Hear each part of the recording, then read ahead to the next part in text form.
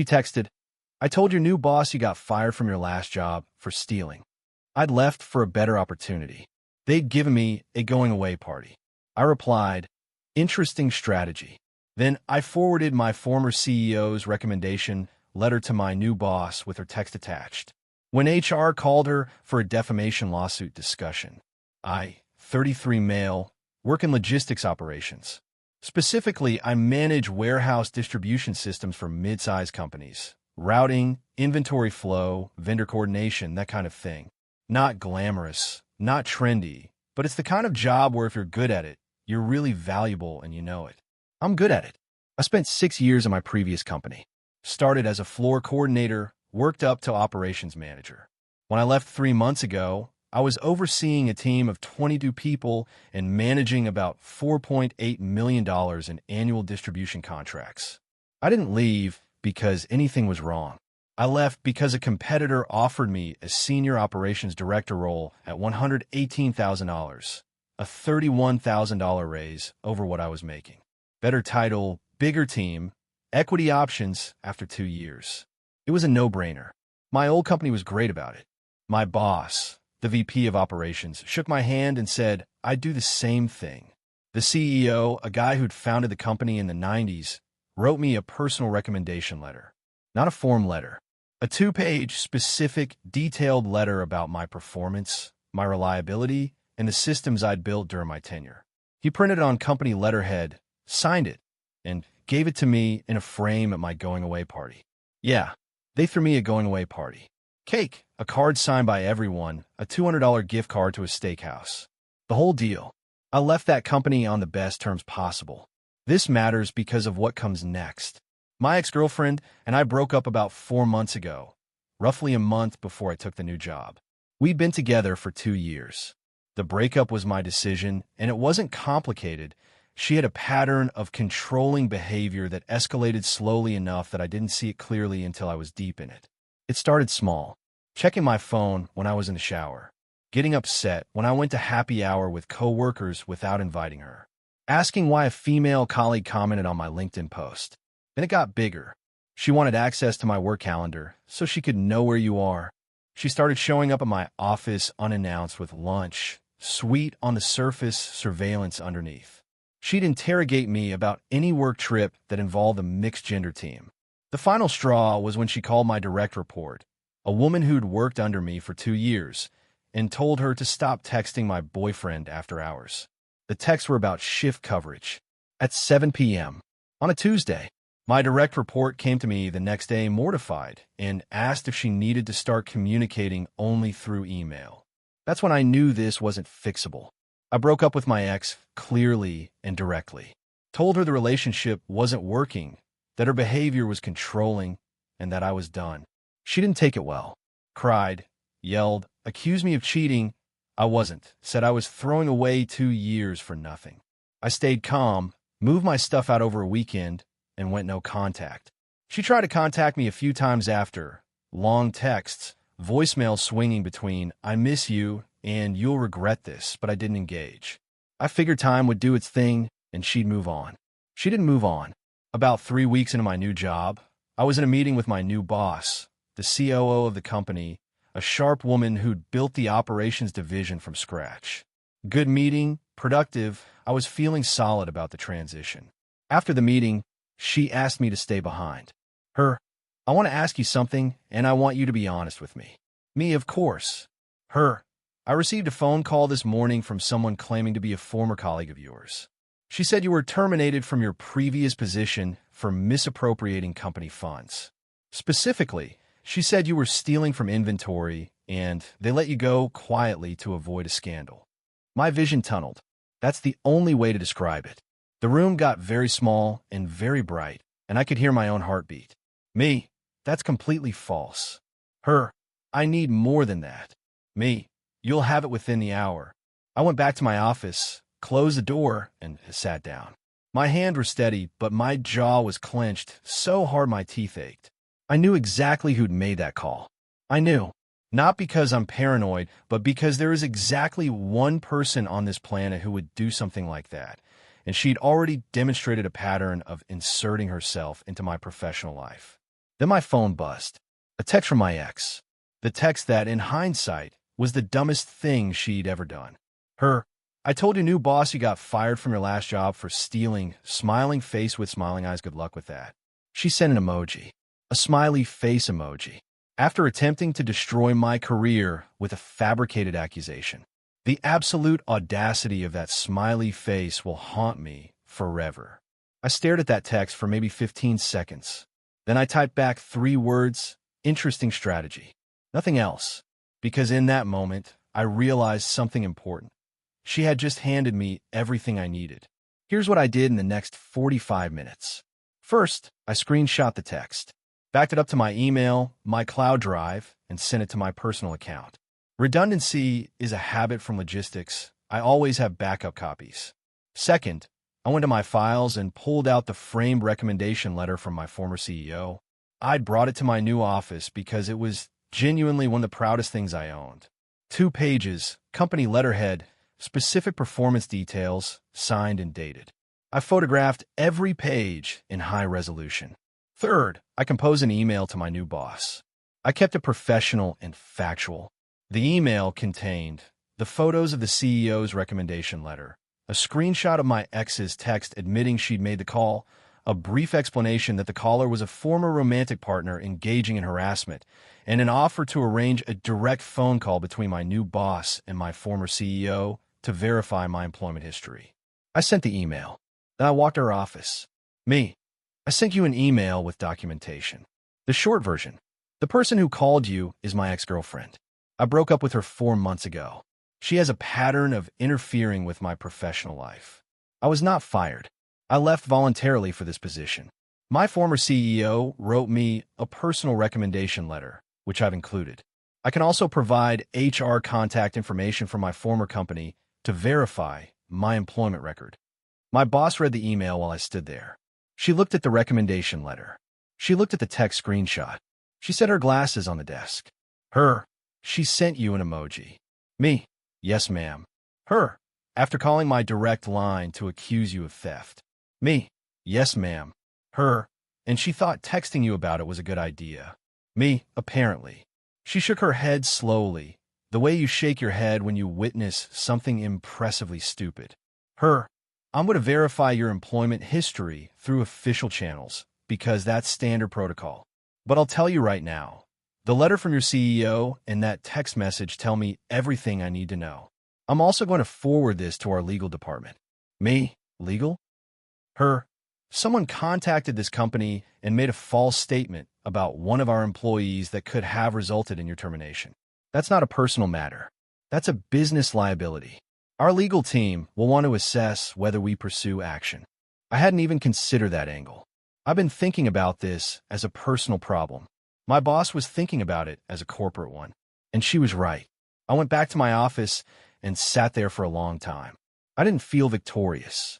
I felt exhausted and angry and also weirdly sad because the person who'd done this was someone I'd once made breakfast for on Sunday mornings.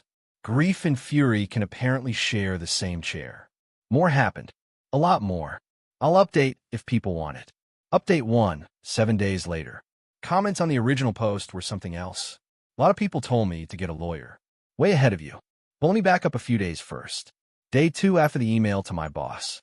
My former company's HR department confirmed my employment record. Voluntary resignation, no disciplinary actions, no investigations, no issues of any kind. My former boss, the VP of Operations, also took a call from my new company's HR director and apparently said, I'm paraphrasing what was relayed to me, he left on excellent terms. We tried a counteroffer. Whoever told you otherwise is lying. My new boss called me into her office again after the verification came through. Your record is spotless. I verified everything. I want you to know this hasn't affected your standing here at all. I appreciate that. I also want you to know that our legal counsel has reviewed the situation. Making a knowingly false statement to an employer about an employee's professional history, specifically a fabricated accusation of theft, potentially constitutes defamation per se in our state. That means it's the kind of statement that's considered so inherently damaging that the person who made it doesn't get to argue, well, no one believed it as a defense. Me. What does that mean practically? Her. It means our legal team has drafted a preservation letter. We've documented the call, date, time, what was said, the phone number it came from. If you personally decide to pursue legal action, we'll cooperate fully. And the company is independently considering whether to send a cease and desist on its own behalf, since the call was made to a company officer and wasted corporate resources. So now there were two potential legal tracks, mine personally and the company's. I hadn't asked for the company's involvement. They decided on their own that someone lying to their COO about an employee warranted a response. That's what happens when you try to mess with someone's career. You don't just poke the person. You poke the organization backing them. That afternoon, I called a lawyer, an employment and defamation attorney recommended by a college buddy who works in corporate law. Free consultation. I explained everything, showed him the text screenshot, the recommendation letter, the HR verification documents. He got quiet for a moment, then said, "She texted you a confession." In writing, with an emoji. I've been doing this for 16 years, and I've never seen someone hand-deliver the evidence this cleanly. He explained my options. A cease and desist letter was the minimum. A formal demand that she stop making false statements about me, with a warning that further action would follow. Beyond that, I could file an actual defamation lawsuit. In my state, defamation per se, which includes false accusations of criminal conduct like theft, doesn't require me to prove financial damages. The statement itself is considered so damaging that the law presumes harm. However, and this is the realistic part, he was upfront about costs. Filing a lawsuit would run me $5,000 to $10,000 minimum, potentially more if it went to trial. He recommended starting with the cease and desist, then escalating only if she continued. I agreed. The cease and desist was sent 3 days later. Certified mail to her home address. Now, while the legal stuff was processing, my ex was not sitting quietly. Because of course she wasn't. Day 4, she created a fake email address and sent an email to what she thought was my company's general info address. The email said, and I'm not kidding, that a concerned former coworker wanted to report that I had a history of inappropriate behavior with female employees and that my previous company had hushed it up. 2 problems with this. First, the email address she found was for a completely different company with a similar name. So a random business got a bizarre email about someone they'd never heard of. Second, my ex apparently realized her mistake within a few hours and sent a second email to the correct company address with the same content. Our IT department flagged it. They forwarded it to HR. HR forwarded it to legal. Legal compared the email's writing style, the specific details mentioned, and the timing with the phone call from 2 weeks earlier. They also traced the email, not through any complicated hacking, just through the metadata in the email header that showed the sending IP address, which matched an ISP associated with her home area.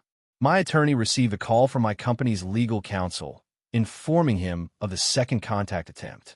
He added it to the file. Day 5. The cease and desist arrived at her door. I know this because she immediately violated it.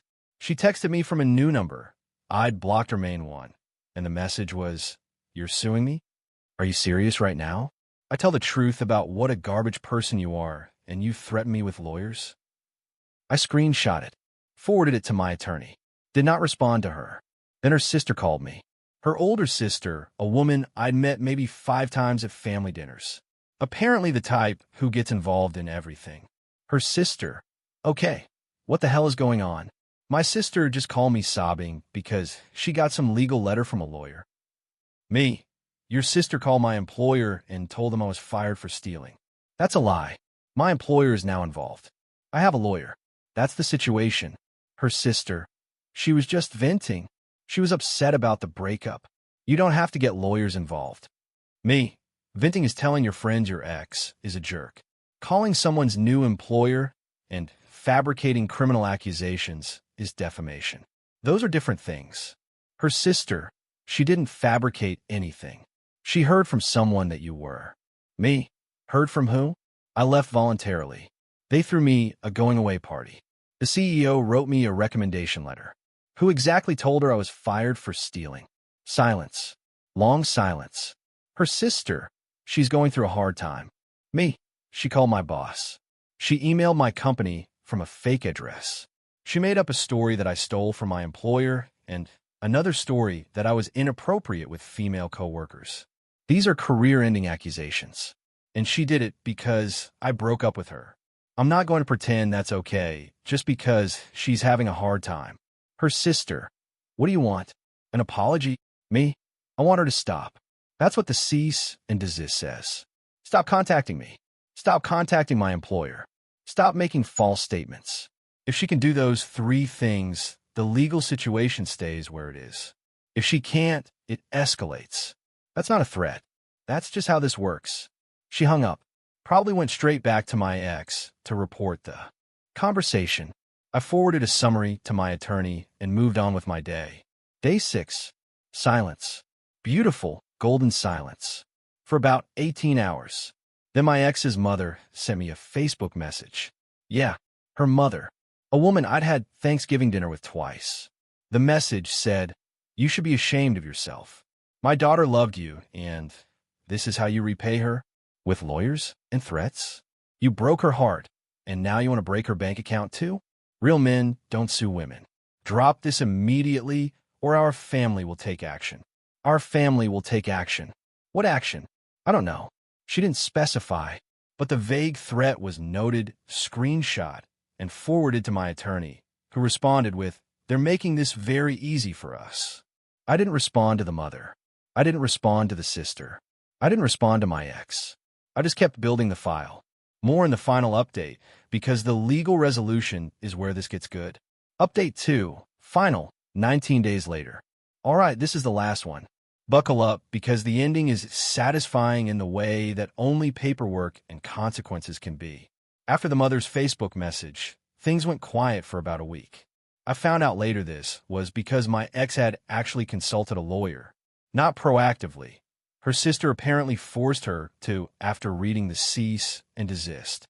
And her lawyer apparently told her, in no uncertain terms, to stop contacting me, stop contacting my employer, and stop talking about the situation to anyone. I know this because of what happened on day 14. My attorney received a call from her attorney. Her lawyer was professional, measured, and clearly trying to clean up a mess. The conversation, as relayed to me, went roughly like this. Her attorney: "My client acknowledges that she made phone and email contact with your client's employer. She maintains that she believed the information she shared was accurate." My attorney: "She texted my client a message explicitly stating she told his boss he was fired for stealing. The text included a smiley face emoji. She wasn't sharing a belief. She was announcing a deliberate act of sabotage. We also have a second contact attempt via a fabricated email alias making additional false accusations. And her family members have since contacted my client with veiled threats." Her attorney: "I understand. What is your client seeking?" My attorney: "At minimum, a formal written retraction sent to my client's employer acknowledging that the statements made were false.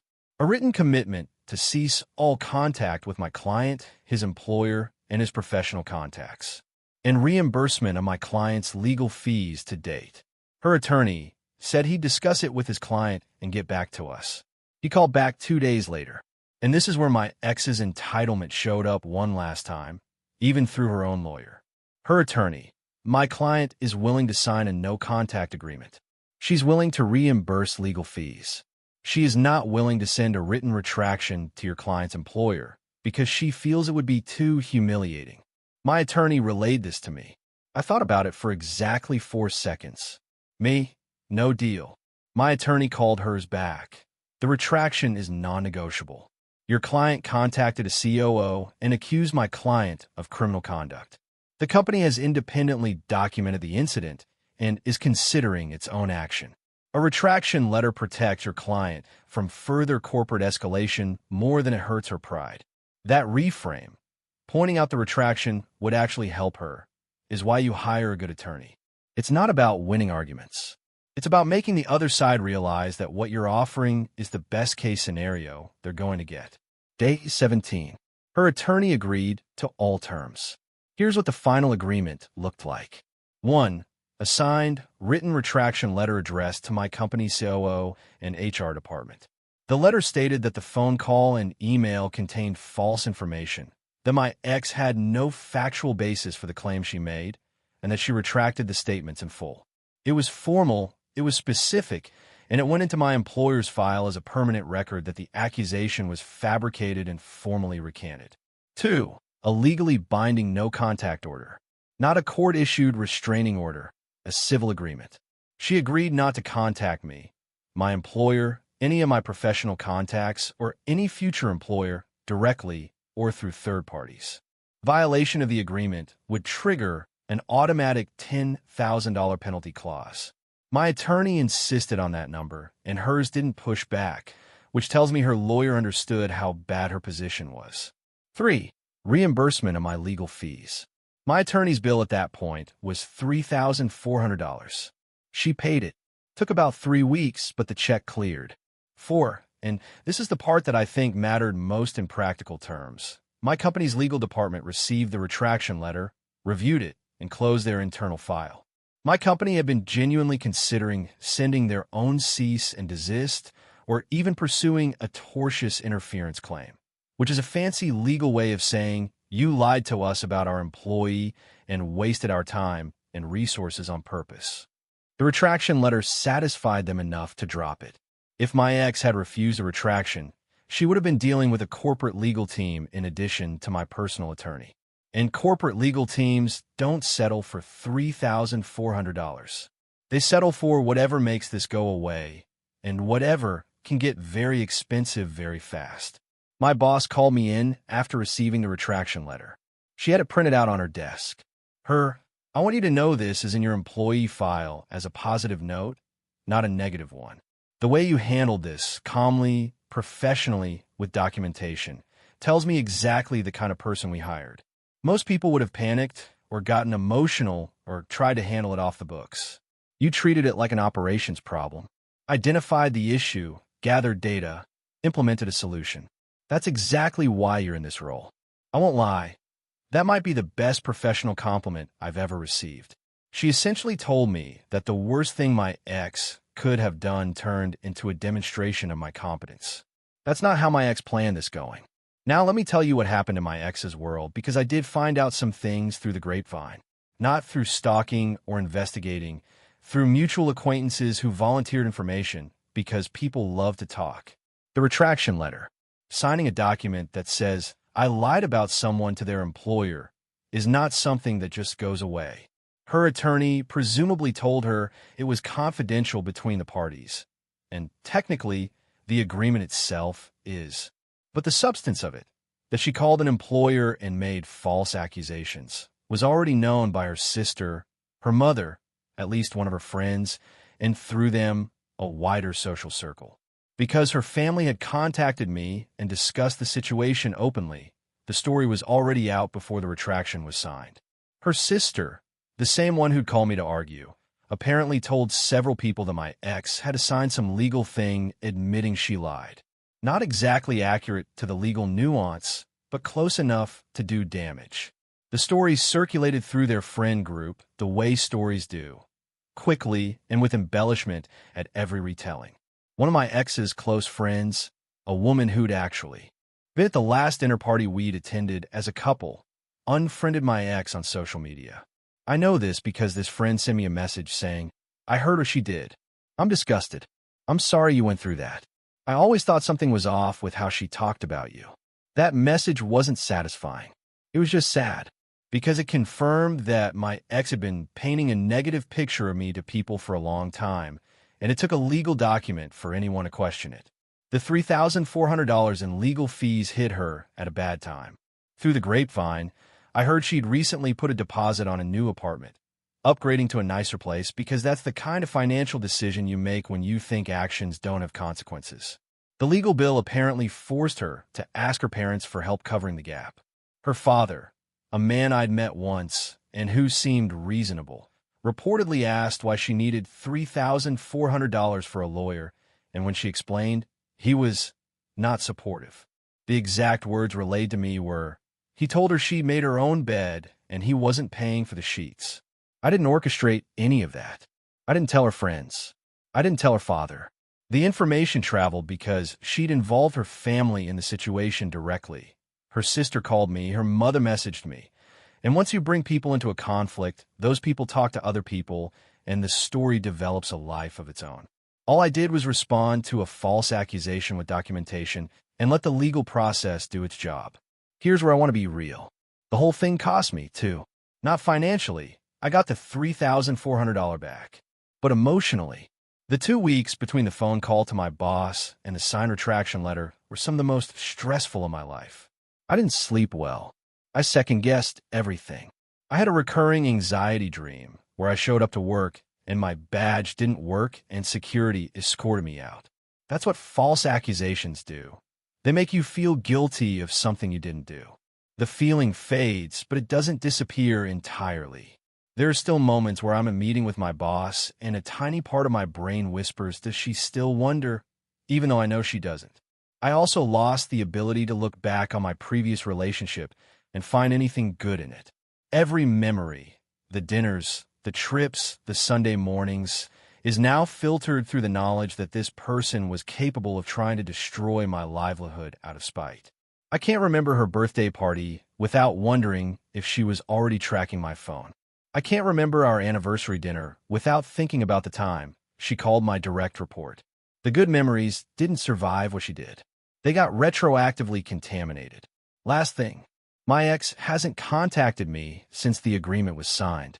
The no-contact clause with the $10,000 penalty seems to have been persuasive.